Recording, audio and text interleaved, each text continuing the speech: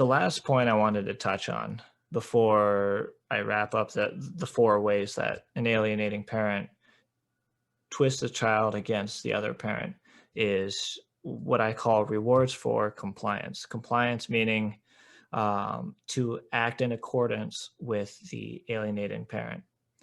So basically, like I was saying, harassment is going to be the sticks in the analogy, but rewards for compliance are your carrots. Basically, the child, every time the child continues to act in within the domain of the alienating parent, they are rewarded for that obedient behavior. Whether it's in the child's interest or not, it's irrelevant. As long as they obey, they're rewarded. And some of those rewards can be in the form of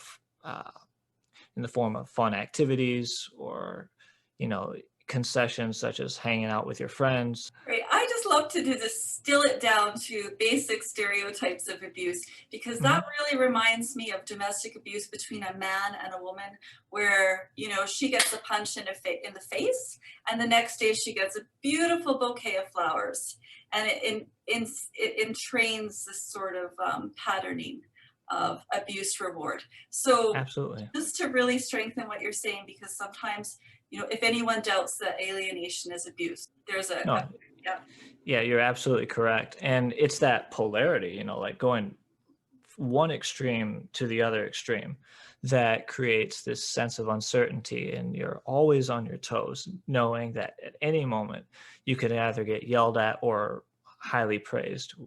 And knowing that the yelling is more prevalent than the praise, it's a game of Russian roulette in some days.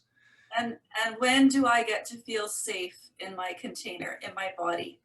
Of course, Hmm. the child's not consciously saying that, but they will go through their whole life feeling potentially unsafe, or in their home, in their body. Hmm. Absolutely. And as you were mentioning before, it will manifest into their relationships moving forward. Um, Worst case, they end up taking up a partner that continues this cycle of abuse. Or in other unfortunate cases, some people grow up and embody the thing that they were trained to do, and in a sense become a narcissistic parent on their own. It's a very, very ugly cycle. And it's one thing that I think you've mentioned before with the inherited family trauma in our previous discussions. And so, yeah, it can be a really ugly thing.